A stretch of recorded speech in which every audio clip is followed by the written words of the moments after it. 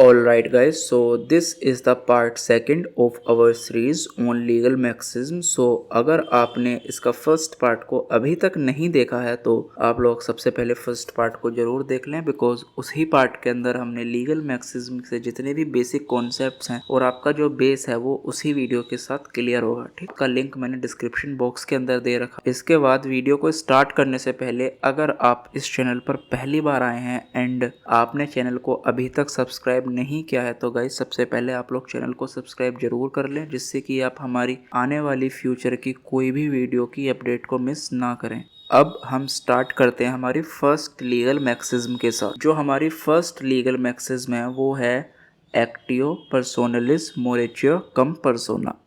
अब यहाँ पर जो एक्शियो है इसका मतलब होता है एक्शन, पर्सोनलिस का मतलब होता है पर्सनल लॉज।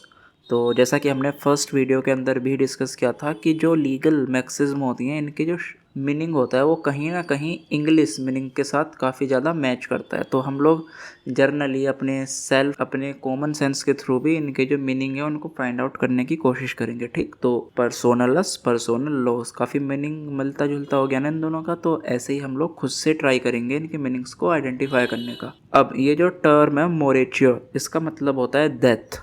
तो अगर कहीं पर भी किसी भी लीगल मैक्सिज्म में मोरेचियो शब्द आता है तो आप समझ जाएंगे कि इसका मतलब है डेथ। ठीक है, तो फिर कम पर्सोना, पर्सोना का मतलब अगेन पर्सन, पर्सनल पर्सन, ठीक, कुछ भी समझ सकते हैं आप। तो इसका जो मीनिंग हो गया पूरा entire meaning of this maxims is that the personal right of action dies with the person, यानी कि व्यक्ति की मृत्यु के साथ ही उसके जितने भी पर्सनल राइट ऑफ एक्शन है वो सभी खत्म हो जाते हैं। फॉर एग्जाम्पल, कोई दो व्यक्ति हैं जिनका आपस में एक केस चल रहा है कोर्ट के अंदर और उनमें से एक की मृत्यु हो जाती है, तो इस केस में क्या होगा, जो केस है वो वहीं पर खत्म हो जाएगा। Why? Because the personal right of action dies with. लेकिन इस वाली मैक्सिज्म की प्रॉब्लम ये है कि this maxims is limited in the certain cases as well as in certain countries। मतलब this is not a universal maxim which is followed in all the countries। It is a very limited maxim which is followed in very limited countries in very limited cases। अब जो हमारी next maxim आती है वो आती है consensus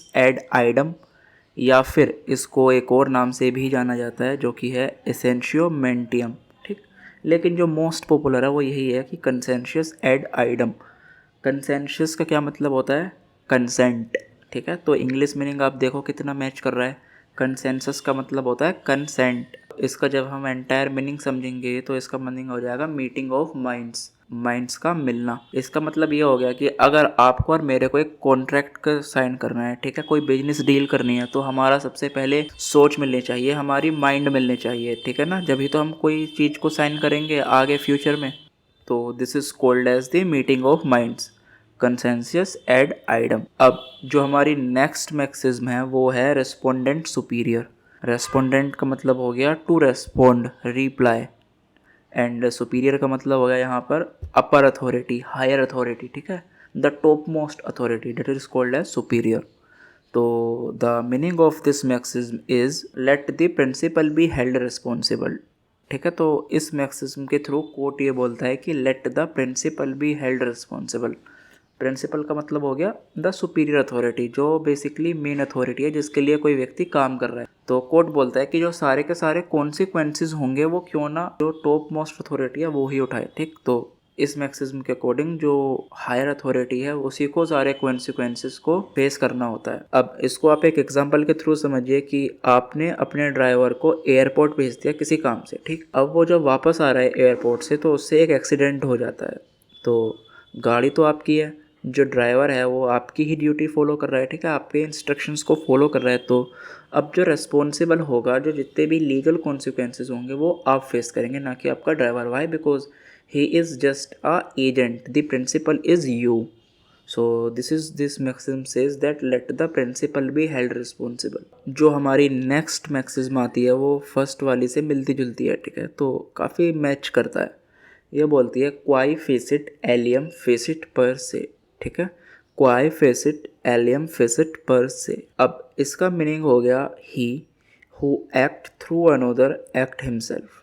he who act through another act himself, यानी कि ऐसा कोई व्यक्ति जो किसी और के बिहाफ पे काम कर रहा है वो ऐसा समझाएगा कि खुद ही उस काम को कर रहा है। इसका आप एक एग्जांपल समझिए कि आप जाते हैं एक बैंक के अंदर एंड आपको वहाँ पर कुछ प्रॉब्लम्स होती हैं आपके उस बैंक के एम्प्लॉय के थ्रू, ठीक है। तो अब आप चाहें तो उस एम्प्लॉय के ऊपर भी केस कर सकते हैं और आप चाहें तो पूरे बैंक पर, पूरी जो ऑर्गेनाइजेशन है उसके खिलाफ भी आप केस कर सकते हैं, ठीक है। तो ये वाली मैक्सिज्म यही बोलती है कि he who act through another act himself. अब जो हमारा नेक्स्ट मैक्सिज्म आती है वो आती है caveat एम्पटर, and this is the important maxim which has been asked many a times in the faculty exam, तो आप इसको ध्यान रखेंगे। एंड इससे मिलती जुलती काफ़ी 2-3 मैक्सिज्म और हैं जिसको अभी हम डिस्कस करेंगे, ठीक है। तो कैविएट एम्पटर, इसका कैविएट का मतलब होता है नोटिस। तो इसका मतलब हो गया पूरी मैक्सिज्म का, let the buyer that is purchaser be aware, यानी कि जो एक कंज्यूमर होता है उसको सभी चीज़ों के बारे में पता होना चाहिए। तभी तो आप लोग देखो, जब भी आप कोई प्रोडक्ट मार्केट से बाय करते हो तो उसके ऊपर MFG, एक्सपायरी डेट, जितने भी इंग्रेडिएंट्स यूज़ होते हैं सब कुछ प्रॉपरली मेंशन्ड होता है, ठीक है। उसके हार्म्स, उसका precautions, everything is mentioned on the package itself. Why? Because the buyer और the purchaser should be aware about what is he purchasing. तो यही ये मैक्सिज्म बोलती है कि let the buyer be aware. Next maxims जो कि मिलती जुलती ही है हमारी पुरानी वाली से, वो बोलती है कैविएट एक्ट। अगेन कैविएट का मतलब तो नोटिस होता है। अब इसका मतलब हो गया let the doer be aware, ठीक है। तो डूअर जो काम को करने वाला है, let the doer be aware. Next maxims हमारी कैविएट वेंडेटोर, इसका मतलब हो गया let the seller be aware. तो all these three maxims are having a very similar meanings, तो any of them can be asked in the exam, तो you have to remember all of the. अब जो हमारी next मैक्सिज्म आती है ये important मैक्सिज्म है, इसको थोड़ा ध्यान से सुनना। ये बोलती है बोनी जुडाइसिस एस्ट एम्प्लेयर जुरिसडिक्शनम। काफ़ी कॉम्प्लिकेशंस होती हैं बोलने में इन सारी लीगल वर्ड्स को, तो कोई इशू नहीं है, ध्यान से समझो। बोनी जुडिशियस एस्ट एम्पलीफायर जुरिसडिक्शनम, ठीक। अब यहाँ जो जुडाइसिस होता है इसका मतलब होता है जज, जुरिसडिक्शनियम का मतलब होता है जुरिसडिक्शन, यानी कि उसके अधिकार कहाँ तक हैं। तो ये मैक्सिज्म बोलती है, इसका मीनिंग अगर आप समझेंगे तो ये आएगा कि it is the part of a good जज to enlarge his jurisdiction, that is the remedial authority. एक अच्छे जज की यह पहचान होती है कि वो जो अपनी ज्यूरिसडिक्शन है उसको काफ़ी ज़्यादा एनलार्ज कर देता है, यानी कि अगर आप एक कल्प्रिट हैं तो एक अच्छा जज क्या करेगा, आपको काफ़ी सारे अपॉर्चुनिटीज़ देगा अपने डिफेंस में, ठीक है। ऐसा नहीं है कि फटाफट से उन्होंने फैसला सुना दिया, कोई भी नहीं, ऐसा नहीं होता।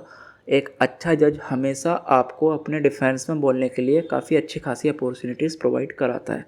ये वाली मैक्सिज्म का यही मतलब होता है। Next is the D minimus non curate lakhs. अब जहाँ पर भी ये टर्म आती है लैक्स, इसका मतलब होता है लॉ, ठीक है। तो लैक्स अगर कहीं पर भी आती है तो you should understand that it is law. तो दिस मैक्सिज्म सेज दैट, एंड हाँ, ये जो मिनिमस होता है, मिनिमस इसका मतलब होता है मिनिमम, ठीक, मिनिमम। तो this says that the law does not govern itself with trifles, that is the unimportant things, ठीक। अनइम्पोर्टेंट थिंग ट्राइफल्स, इसका मतलब वही हो गया ना मिनिमस। तो it says that the law does not govern itself with trifle, इसका मतलब यही हो गया कि जो लॉ होता है वो अनइम्पोर्टेंट चीज़ से नहीं चलता, ठीक।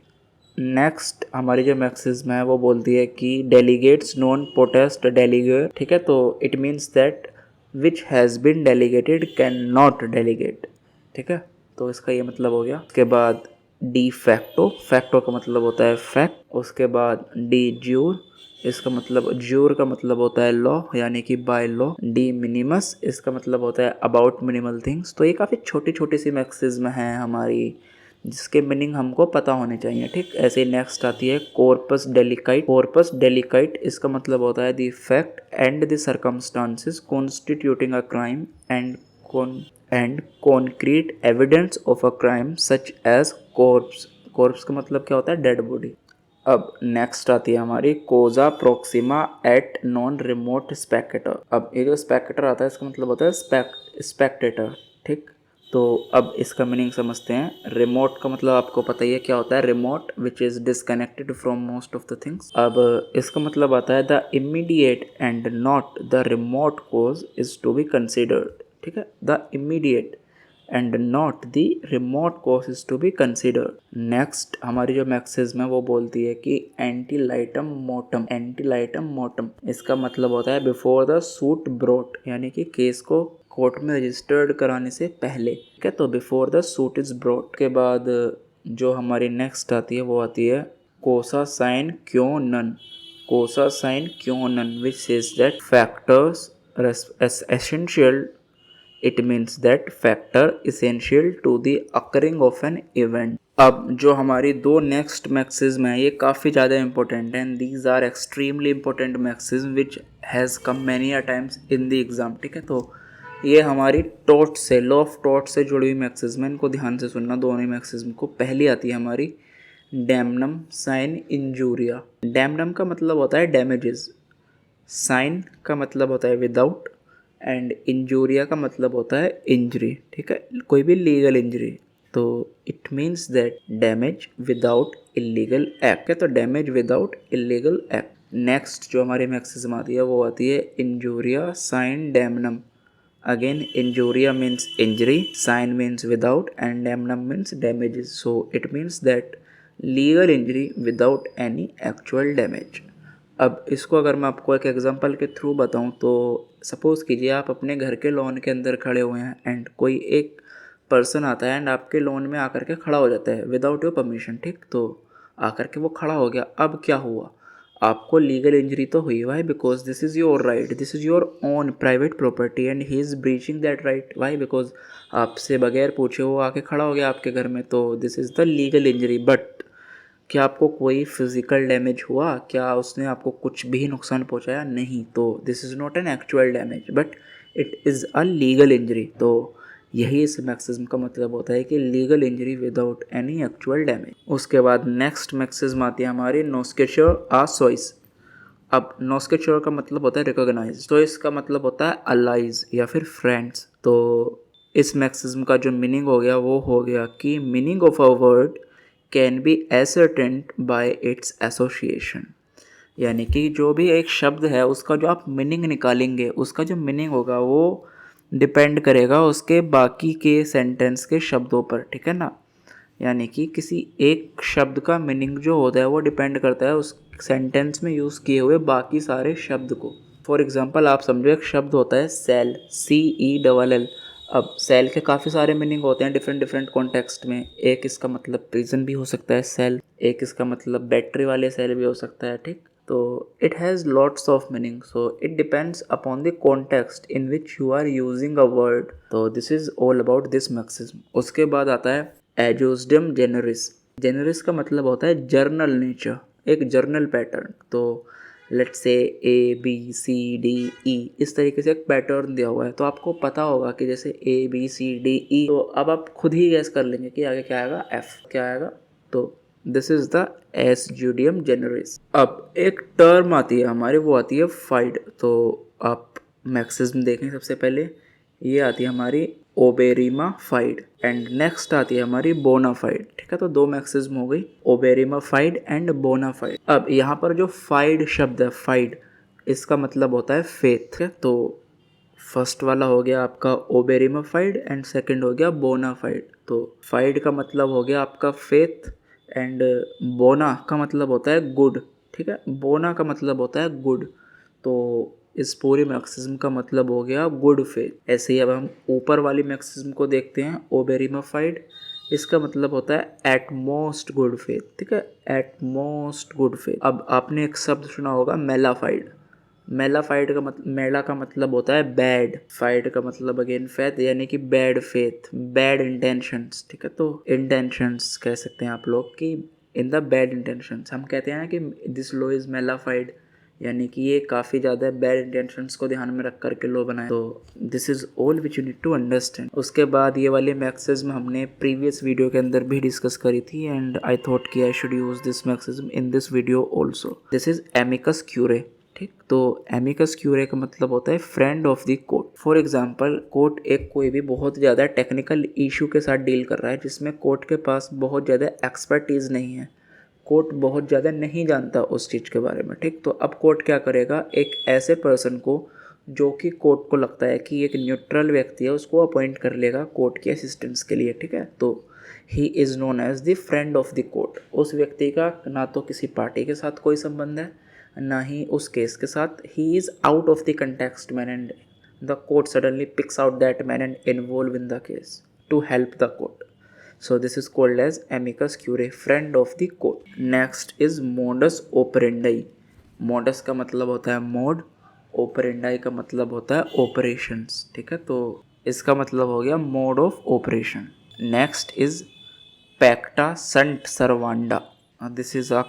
This is a legal maxim which is mostly used in the contract context. तो pacta का मतलब होता है pact, that is agreement. सरवांडा का मतलब होता है टू बी प्रिजर्व। तो अगर हम इस मैक्सिज्म का मतलब देखते हैं तो इसका मतलब हो गया क्या, एग्रीमेंट मस्ट बी केप्ट।